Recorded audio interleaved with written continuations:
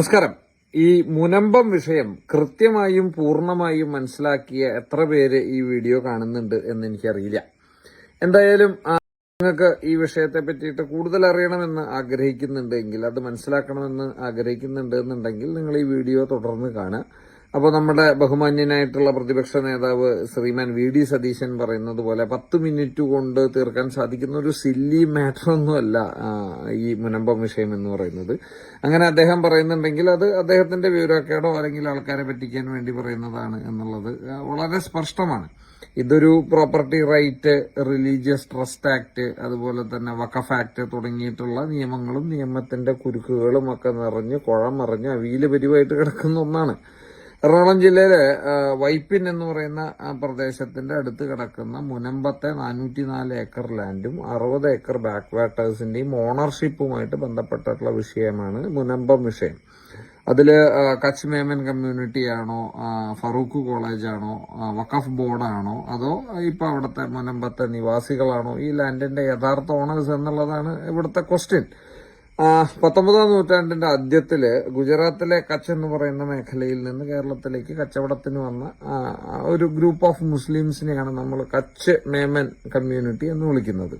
അവരിവിടെ കേരളത്തിൽ വരികയും കച്ചവടം ആരംഭിക്കുകയും അവിടുത്തെ കാര്യങ്ങളുടെ ഇക്കോണമിക്ക് വേണ്ടിയിട്ട് വലിയ സംഭാവനകൾ നൽകുകയും ചെയ്തിട്ടുള്ള ഒരു ഗ്രൂപ്പാണ്. അപ്പൊ അവർക്ക് അന്നത്തെ തിരുവിതാംകൂർ റോയൽ ഫാമിലിയായിട്ട് വളരെ അടുപ്പമുണ്ടായിരുന്നു. അപ്പൊ ആ ഒരു അടുപ്പത്തിന്റെ പുറത്ത് അന്നത്തെ രാജാവായിരുന്ന ശ്രീമൂലം തിരുനാള് ഈ കച്ച് മേമൻ കമ്മ്യൂണിറ്റിയിൽപ്പെട്ട സത്താർ സേട്ട് എന്ന് പറയുന്ന ആൾക്ക് പാട്ടത്തിന് കൊടുത്ത ലാൻഡാണ് ഈ മുനമ്പത്തേത്. അപ്പൊ 1920-ലാണ് ആ പാട്ടം കരാറ് നിലവിൽ വരുന്നത്. അങ്ങനെ സത്താർ സേട്ടിന്റെ കൈവശത്തിലേക്ക് വന്നിട്ടുള്ള, അല്ലെങ്കിൽ പാട്ടത്തിന് അദ്ദേഹത്തിന് കയ്യിൽ കിട്ടിയ ലാൻഡാണ് മുനമ്പത്തേത്. പിന്നീട് അദ്ദേഹം മരിക്കുകയും 1950 അദ്ദേഹത്തിന്റെ സണ്ണിൻലോ ആയിട്ടുള്ള സിദ്ദിഖ് സേട്ടും അദ്ദേഹത്തിന്റെ അച്ഛനായിട്ടുള്ള മുസൽമാൻ സേട്ടും ഇവര് രണ്ടുപേരും കൂടിയിട്ടാണ് ഫറൂഖ് കോളേജിന് ഈ ഒരു ലാൻഡ്, ഈ മുനമ്പത്തെ ലാൻഡ് വഖഫ് ചെയ്യുന്നത്. അപ്പൊ ഈ വഖഫ്, once a waqf is always a waqf എന്ന് പറയുന്നതാണ് അവരുടെ ബേസിക് ആയിട്ടുള്ള നിയമം ഈ വഖഫുമായിട്ട് ബന്ധപ്പെട്ടിട്ടുള്ളത്. അപ്പോൾ വഖഫ് ചെയ്തു കഴിഞ്ഞാൽ പിന്നീട് അത് തിരിച്ചെടുക്കാൻ സാധിക്കില്ല എന്നുള്ളതാണ് വഖഫിന്റെ ഏറ്റവും വലിയ പ്രത്യേകത. അത് കൊടുത്ത ആൾക്ക് പോലും തിരിച്ചെടുക്കാൻ പറ്റില്ല. പക്ഷേ ഈ 1950 സത്താർ സേട്ട് ഫറൂഖ് കോളേജിന് ഈ നൽകുന്ന സമയത്ത്, ഈ ലാൻഡ് നൽകുന്ന സമയത്ത് ചില വ്യവസ്ഥകൾ ആ ഡീഡിൽ ഉൾപ്പെടുത്തിയിട്ടുണ്ടായിരുന്നു. അത് ആ വ്യവസ്ഥയിലെ പ്രധാനപ്പെട്ട വ്യവസ്ഥ എന്ന് പറയുന്നത് ഇത് എഡ്യൂക്കേഷണൽ പർപ്പസിന് വേണ്ടി മാത്രമേ ഉപയോഗിക്കാൻ പാടുള്ളൂ. പിന്നെ ഇതിൽ നിന്ന് കിട്ടുന്ന ആദായം അത് മറ്റേ ഫറൂഖ് കോളേജിന്റെ ഡെവലപ്മെന്റിന് വേണ്ടി മാത്രമേ ഉപയോഗിക്കാൻ പാടുള്ളൂ എന്ന് പറഞ്ഞിട്ടാണ് ഫറൂഖ് കോളേജ് മാനേജ്മെന്റ് കമ്മിറ്റിക്ക് നവംബർ 1, 1950 ഈ പറയുന്നത് വഖഫ് ചെയ്തു കൊടുക്കുന്നത്. ഇത് എടപ്പള്ളി സബ് രജിസ്ട്രാർ ഓഫീസിലാണ് ഇത് നടന്നത് എന്നാണ് ഞാൻ വായിച്ചിട്ടുള്ള ഒരു അറിവ്. അങ്ങനെ രജിസ്റ്റർ ചെയ്തിട്ടുള്ള ഡീഡാണ് ഈ പറയുന്ന മുനമ്പത്തെ വഖഫ് ഭൂമിയുടെ, അല്ലെങ്കിൽ ഈ വഖഫ് എന്ന് പറയുന്ന സംവിധാനത്തിന്റെ അടിസ്ഥാനപരമായിട്ടുള്ള ഡീഡ്. ഇതൊരു മറ്റേ വഖഫ് ബൈ യൂസർ പോലെ കുറെ കാലം ഞങ്ങളുടെ കയ്യിൽ ഇരുന്നിരുന്ന ഒരു ലാൻഡാണ്. അപ്പൊ അത് വഖഫാണ് എന്നുള്ള രീതിയിലല്ല, ഇത് പ്രോപ്പർലി ഡോക്യുമെന്റഡ് ആയിട്ടുള്ള ഒരു വഖഫാണ് എന്നാണ് ഞാൻ മനസ്സിലാക്കുന്നത്. അപ്പൊ ഇതിനകത്തുള്ള ക്വസ്റ്റ്യൻ എന്ന് പറയുന്നത് ഇത് was it a donation or was it a waqf എന്നുള്ളതാണ്.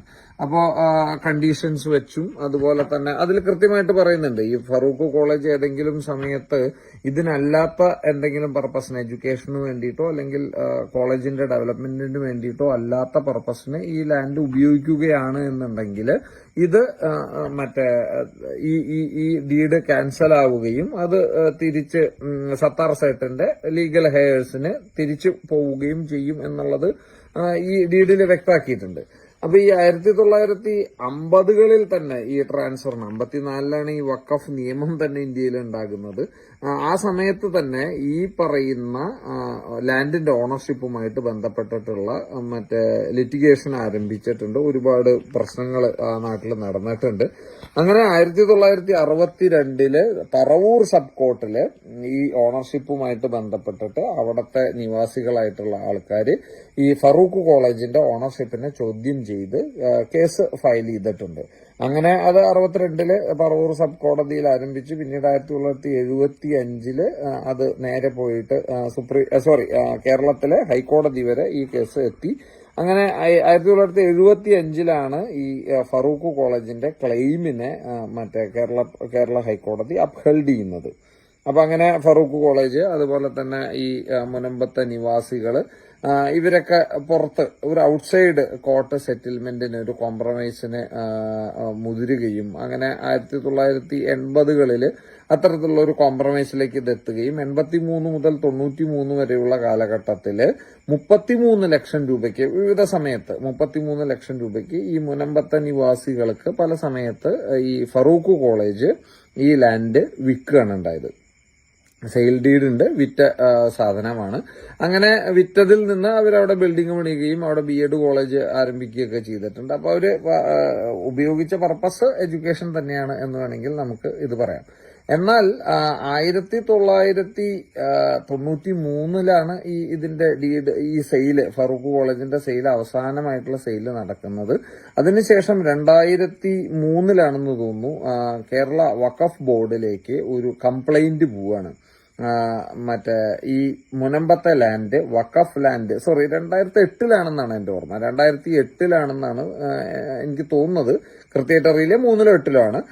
നാസിർ മനായിൽ എന്ന് പറയുന്ന വഖഫ് ബോർഡിലെ പഴയ ഒരു മെമ്പർ ആയിട്ടുള്ള ഒരാളാണ് ഈ ഒരു എൻക്രോച്ച്മെന്റിനെ പറ്റിയിട്ട് വഖഫ് ബോർഡിന് കംപ്ലൈന്റ് കൊടുക്കുന്നത്. അപ്പൊ അദ്ദേഹം പറയുന്നത് ഇത് വഖഫ് ഭൂമിയാണ്, അത് അന്യാധീനപ്പെട്ടു പോകുന്നു, അത് പലതരത്തിലുള്ള ആൾക്കാർ കൈവശത്തിൽ വെക്കുന്നു, അപ്പോൾ അത് തിരിച്ചു പിടിക്കണം എന്ന് പറഞ്ഞിട്ട് നാസിർ മനായിൽ ഇത്തരത്തിലുള്ള ഒരു പരാതി വഖഫ് ബോർഡിന് കൊടുക്കുന്നു. അപ്പോ അതിന്റെ അടിസ്ഥാനത്തില് ജസ്റ്റിസ് MA നിസാർ കമ്മീഷനെ വെക്കുകയും നിസാർ കമ്മീഷൻ വിശദമായിട്ട് ഇത് അന്വേഷിക്കുകയും ഇത് വഖഫ് ഭൂമിയാണ് എന്ന് പറഞ്ഞിട്ട് അദ്ദേഹം റിപ്പോർട്ട് സമർപ്പിക്കുകയും ചെയ്തു. അത് കൺഫേം ചെയ്തു. അതിനുശേഷമാണ് 2019-ല് വഖഫ് ബോർഡ് ഈ ലാൻഡിന്റെ മുകളിൽ ക്ലെയിം ഇടുന്നത്. അപ്പോൾ 1950-ലെ ഡീഡിലെ വരികളില് ഒരുപാട് പ്രശ്നങ്ങളുണ്ട്. അത് ഡൊണേഷനാണോ വഖഫാണോ, അത് പ്യുവർ ആയിട്ടുള്ള ഓണർഷിപ്പ് ഫറൂഖ് കോളേജിന് കൊടുത്തിട്ടുണ്ടോ, അത് അങ്ങനെ ആണെങ്കിൽ തന്നെ അവർ വിറ്റത് എഡ്യൂക്കേഷണൽ പർപ്പസിനല്ലേ ഉപയോഗിച്ചത്, തുടങ്ങിയിട്ടുള്ള ഒട്ടനവധി ക്വസ്റ്റ്യൻസ് ആ പറയുന്ന ഡീഡിനകത്തുണ്ട്. എന്തായാലും 2019-ലെ ഈ ക്ലെയിമിന് ശേഷം കരമടയ്ക്കാൻ പറ്റുന്നില്ല എന്ന് പറഞ്ഞിട്ട് അവിടുത്തെ നിവാസികള് ബഹുമാനപ്പെട്ട കേരളത്തിലെ ഹൈക്കോടതിയെ സമീപിച്ചു. 2022-ലെ സിംഗിൾ ബെഞ്ച് അവരുടെ കയ്യിൽ നിന്ന് നികുതി സ്വീകരിക്കാനായിട്ട് ഇവിടുത്തെ ഗവൺമെന്റിനോട് ആവശ്യപ്പെടുകയും ഡയറക്ഷൻ കൊടുക്കുകയും ചെയ്തു. അപ്പൊ അതിനെതിരെ ഈ വഖഫ് പ്രൊട്ടക്ഷൻ ഫോറം എന്ന് പറയുന്ന സംഘടന ഹൈക്കോടതിയിലെ തന്നെ ഡിവിഷൻ ബെഞ്ചിൽ അപ്പീൽ പോയി. ഡിവിഷൻ ബെഞ്ച് സിംഗിൾ ബെഞ്ച് ഉത്തരവ് സ്റ്റേ ചെയ്തു. ഇതാണ് ഈ മുനമ്പത്തെ ഇപ്പോഴത്തെ സ്റ്റാറ്റസ്. അപ്പോൾ അങ്ങനെ ഹൈക്കോടതി സ്റ്റേ ചെയ്തിട്ട് നിൽക്കുന്ന ഒരു വിഷയമാണ്. അപ്പോൾ ഇത്രയ്ക്കും കോംപ്ലിക്കേറ്റഡ് ആയിട്ടുള്ള, ഏതാണ്ട് 1950 മുതൽ 2025 വരെയുള്ള 75 വർഷത്തെ ചരിത്രമുള്ള ഒരു പ്രശ്നമാണ് മുനമ്പത്തെ ഈ പറയുന്ന വഖഫ് പ്രശ്നം എന്ന് പറയുന്നത്. അതിനെയാണ് ഇപ്പോൾ ഇവിടെ BJPയുടെ ആൾക്കാർ വന്നിട്ട് 5 മിനിറ്റ് കൊണ്ട് തീർത്തില്ലല്ലോ, ഇവിടെ വന്നിട്ട് കിരൺ റിജു പറഞ്ഞത് ഇനിയും നിയമ പോരാട്ടം തുടരേണ്ടി വരുമെന്നൊക്കെയാണല്ലോ എന്ന് പറഞ്ഞിട്ട് കളിയാക്കിക്കൊണ്ടിരിക്കുന്നത് 10 മിനിറ്റ് സതീശനും കൂട്ടരും. അപ്പോൾ ഇതൊരു കാതലായിട്ടുള്ള വിഷയമാണ്. ഇത് ഓണർഷിപ്പ് ആർക്കാണ് ഇതിന്റെ ഓണർഷിപ്പ് എന്നുള്ളതിന്റെ ഓണർഷിപ്പ് റൈറ്റിനെ സംബന്ധിച്ചിട്ടുള്ള വിഷയമാണ്. ഇതിലെങ്ങനെയാണ് ഇപ്പോൾ നിയമ ഭേദഗതി ഇവരെ ഹെൽപ്പ് ചെയ്യാൻ പോകുന്നത് എന്ന് പറഞ്ഞാൽ, ഇത് ട്രസ്റ്റ് എന്ന് പറയുന്ന ഒരു ആംഗിളിൽ, ഈ പറയുന്ന വഖഫ് ഭൂമി ഹാൻഡിൽ ചെയ്യുന്ന ട്രസ്റ്റ് എന്ന് പറയുന്ന ആംഗിളിൽ വരുന്ന സമയത്ത് അത് ഹാൻഡിൽ ചെയ്യാനുള്ള അവകാശം ഈ ട്രസ്റ്റിന് കൊടുക്കുകയും ട്രസ്റ്റ് അതിന്റെ തീരുമാനം എടുത്തു കഴിഞ്ഞു കഴിഞ്ഞാൽ അത് അവർക്ക് അനുകൂലമായിട്ട് വരികയും ചെയ്യുന്നു എന്നുള്ളതാണ് അതിന്റെ മേജർ ആയിട്ടുള്ള ഒരു പോയിന്റ്. അതിനൊരു മുൻകാല പ്രാബല്യം ആവശ്യമുണ്ടോ എന്ന് ചോദിച്ചാൽ അത് ആവശ്യമില്ല എന്നുള്ളതാണ് നിയമവിദഗ്ധരൊക്കെ പറയുന്നത്. എന്താണ് ഉണ്ടാവാൻ പോകുന്നത് എന്നുള്ളത് നമുക്കറിയില്ല. അപ്പോൾ ഇതാണ് യഥാർത്ഥത്തിൽ മുനമ്പത്തെ വിഷയം എന്ന് പറയുന്നത്.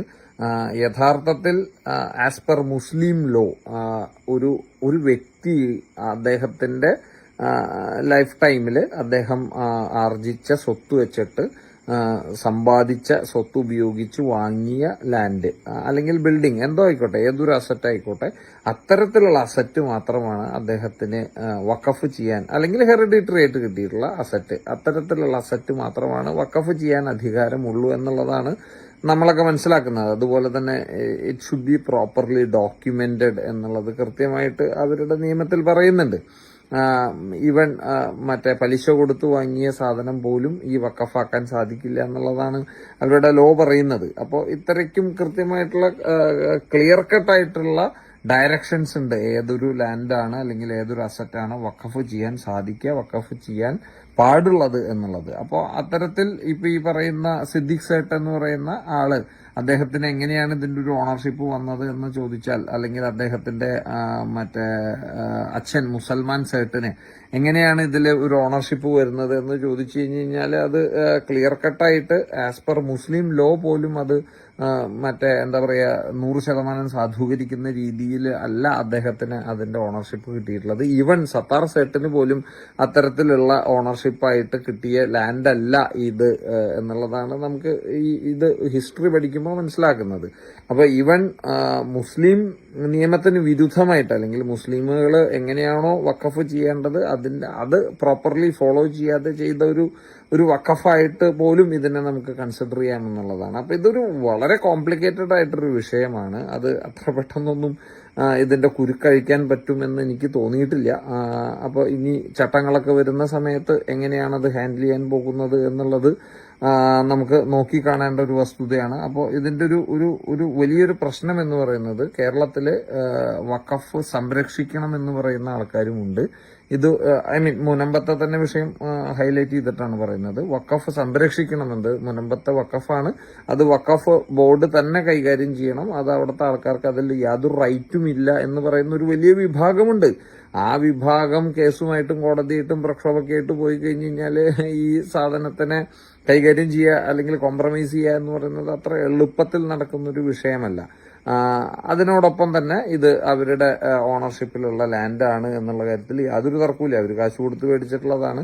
പക്ഷെ കേരളത്തിലെ അല്ലെങ്കിൽ ഇന്ത്യയിലെ പൊതുവൊരു നിയമം എന്ന് പറയുന്നത്, ഈ നിങ്ങൾ ലാൻഡ് വാങ്ങുന്ന സമയത്ത് ആ ലാൻഡിന്റെ മുകളിൽ എന്തെങ്കിലും ഒരു പ്രശ്നമുണ്ട് എന്നുണ്ടെങ്കിൽ അത് ബയ്യറുടെ ഉത്തരവാദിത്തമാണ്, അത് കൃത്യമായിട്ട് കൺഫേം ചെയ്ത് വാങ്ങിക്കുക എന്നുള്ളത്. അപ്പോൾ ഇത്രയും കോംപ്ലിക്കേറ്റഡ് ആയിട്ടൊരു വിഷയമാണ് ഈ മുനമ്പം എന്ന് പറയുന്നത്. അത് നിങ്ങൾക്ക് ഇപ്പോൾ അതിന്റെ ഒരു കോംപ്ലക്സിറ്റി നിങ്ങൾക്ക് ബോധ്യമായി, പൂർണ്ണമായിട്ടല്ലെങ്കിലും ഒരു മാതിരിയൊക്കെ ബോധ്യമായി എന്ന് വിചാരിക്കുന്നു. നന്ദി.